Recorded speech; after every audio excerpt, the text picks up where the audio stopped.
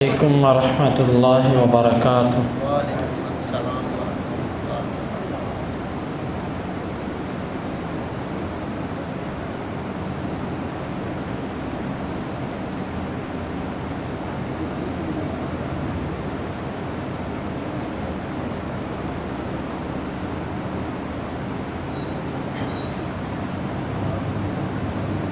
سورۃ التوبہ آیت نمبر 112۔ اعوذ باللہ السمیع العلیم من الشیطان الرجیم من ہمزہ ونفخہ ونفثہ۔ التائبون توبہ کرنے والے، العابدون عبادت کرنے والے، الحامدون تعریفیں کرنے والے، السائحون اللہ کی راہ میں اللہ کی خاطر چلنے پھرنے والے، الراکعون رکوع کرنے والے، الساجدون سجدہ کرنے والے، الآمرون حکم دینے والے بالمعروف نیکی کا، والناہون اور روکنے والے، عن سے المنکر ممنوعات سے، والحافظون اور حفاظت کرنے والے، لحدود اللہ اللہ کی حدوں کی، وبشر اور آپ خوشخبری دیجئے المؤمنین ایمان والوں کو۔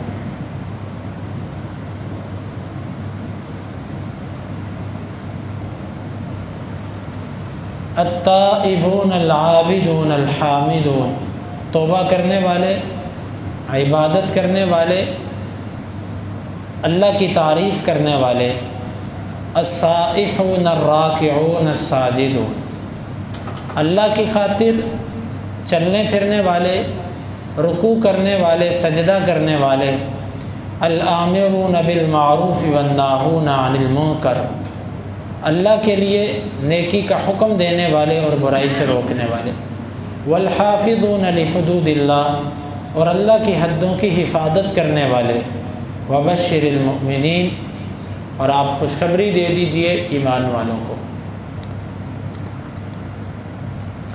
پیچھے والی آیتوں میں اللہ تعالیٰ نے ان لوگوں کا ذکر کیا تھا کہ جن سے اللہ تعالیٰ نے ان کے مال اور ان کے بدن خرید لیے تھے اور اس کے بدلے میں ان کو جنت دی، اور اس آیت مبارکہ میں اللہ تعالیٰ نے ان کی صفات کا ذکر کیا کہ جن سے اللہ تعالیٰ نے تجارت کی ہے ان کے اندر یہ صفات ہیں۔ پہلی صفت ان کی یہ ہے کہ توبہ کرنے والے، توبہ اللہ سے کرتے رہتے ہیں، کوئی گناہ ہو جائے تو وہ اللہ تعالیٰ سے توبہ کرتے ہیں، بلکہ توبہ کو وہ گناہ کے ساتھ خاص نہیں کرتے بلکہ ہر وقت استغفار ان کا شعار بن چکا ہے۔ ہر وقت استغفار، اپنے گناہوں کی معافی اللہ تعالیٰ سے مانگتے ہیں۔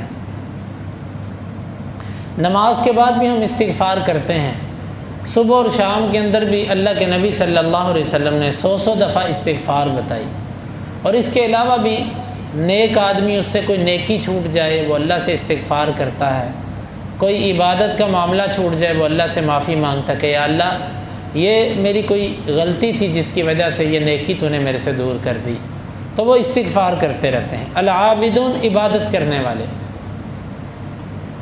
اللہ کی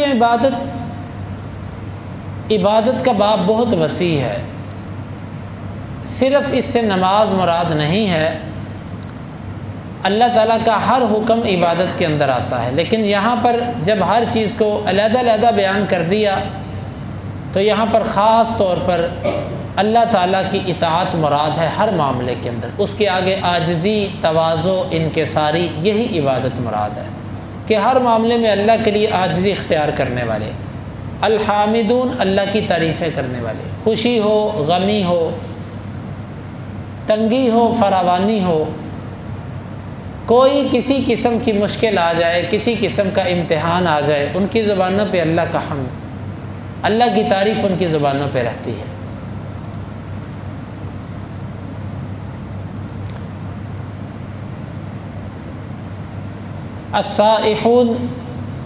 السائحون کے مفسرین نے تقریباً 3 کے قریب معنی کیے ہیں۔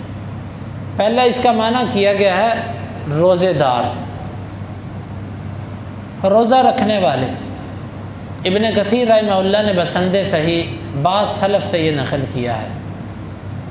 اور دوسرا اس کا معنی یہ ہے اللہ کے لیے زمین پر ایک جگہ سے دوسری جگہ ہجرت کر جانے والے۔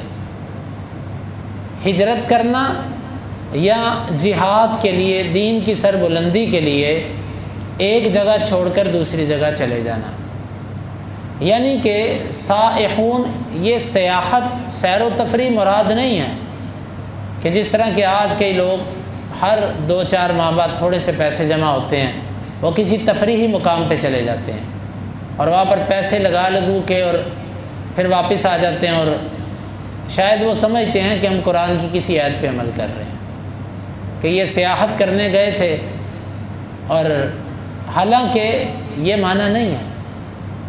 نبی کریم صلی اللہ علیہ وسلم کے پاس ایک صحابی آئے، ابو داود کی حدیث ہے، انہوں نے کہا اللہ کے رسول صلی اللہ علیہ وسلم اذن لی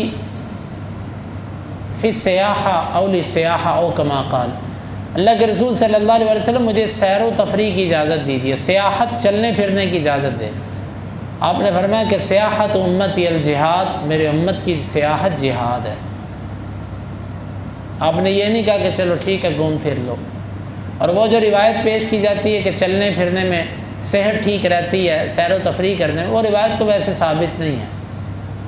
تو بہرحال سیاحت اسلام کے اندر ہے، وہ جہاد کی شکل میں ہے۔ باقی ہاں اگر کوئی دعوتی سفر پہ نکل جاتا ہے، دعوت و تبلیغ کی خاطر نکلتا ہے، وہ ان علاقوں کی طرف بھی رخ کر لیتا ہے تو کوئی بات نہیں، سنت کے مطابق سفر ہے، ٹھیک ہے۔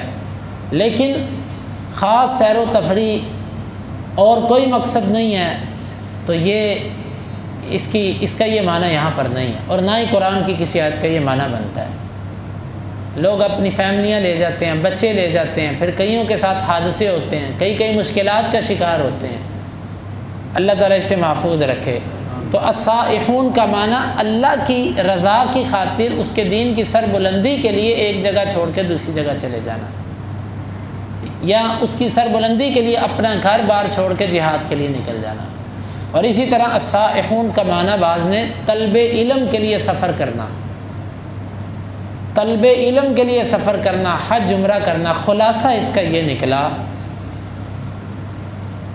کہ اللہ کے دین کے لیے بھوک پیاس برداشت کرنا روزے کے ساتھ، اور اللہ کے دین کی خاطر اپنا گھر بار چھوڑ دینا اور سفر کرنا اللہ کے دین کی خاطر، یہ السائحون کے اندر آتا ہے کہ وہ صحابہ کرام ان کی زندگیوں کے اندر اللہ کی دین کی خاطر سفر ہوتا ہے۔ الراکعون رکوع کرنے والے، الساجدون سجدہ کرنے والے، ان 2 چیزوں کا خاص ذکر کیا۔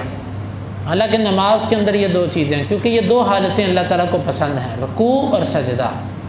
الآمرون بالمعروف، نیکی کا حکم دینے والے، یہ بھی اللہ کے بندوں کی ایک صفت ہے۔ آج یہ ہمارے اندر بہت کم ہو چکی ہے۔ نیکی کا حکم ہم اب دینے سے تقریباً عاجز آ چکے ہیں۔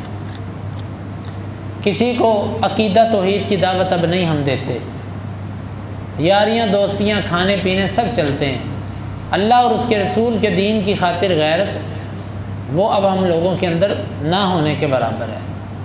تو نیکی کا حکم دینا، کسی کو نماز کی دعوت دینا، کسی کو پردے کی دعوت دینا، کسی کو جو اسلام کے احکامات ہیں اس کی دعوت دینا، یہ نیکی کا حکم ہے۔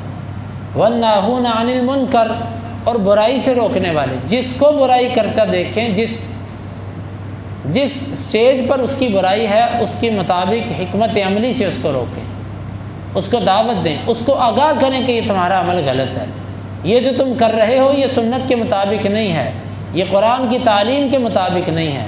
یہ برائی سے روکنا، آج ہم اس کے پاس سے گزر جاتے ہیں، برائی سے روکنے والے ہم میں تقریباً ناپید ہو چکے ہیں۔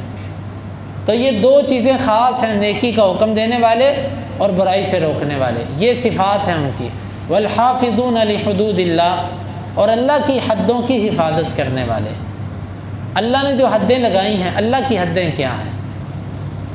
ہر طریقے سے، یعنی کہ حلال اور حرام، اس میں جو اللہ تعالیٰ نے حدیں بنائی ہیں، ان حدوں سے وہ تجاوز نہیں کرتے، باہر نہیں نکلتے۔ یہ اللہ تعالیٰ کے بندوں کی صفات ہیں۔ والحافظون لحدود اللہ، اور اللہ کی حدوں کی حفاظت کرنے والے، یعنی چوری ہے، زنا ہے، شراب ہے، ارتداد ہے، اور اس کے علاوہ جو اللہ تعالیٰ نے شرعی فرائض رکھے ہیں ان کو وہ ترک نہیں کرتے، اور جن چیزوں کو اللہ نے حرام کیا اس کا وہ ارتکاب نہیں کرتے۔ یہ ہے اللہ تعالیٰ کی حدوں کی حفاظت۔ وبشر المؤمنین، اور اینڈ پر جن کے اندر یہ ساری صفات ہیں، اللہ تعالیٰ نے ان کے لیے دو الفاظ استعمال کیے۔ نمبر ایک خوشخبری، یعنی یہ صفات جن کے اندر آ جائیں ان کے لیے خوشخبری ہے، اور نمبر دو اللہ نے ان کو مومن کہا ہے کہ یہ ایمان والے ہیں، یعنی ایمان والا وہ ہوتا ہے کہ جس کے اندر یہ صفات پائی جائے، اور جو ان صفات سے عاجز ہے ظاہر بات اس کے ایمان کے اندر کمزوری ہے۔ تو یہ ہیں صفات، ہم اس کا جائزہ لیں، اللہ تعالیٰ سے ہم طلب کریں کہ اللہ تعالیٰ یہ صفات ہمارے اندر پیدا کرے۔ اللہ تعالیٰ سے دعا ہے کہ اللہ تعالیٰ ہمیں اس آیت مبارکہ کو سمجھنے کی اور اس کے تقاضوں کو پورا کرنے کی توفیق عطا فرمائے۔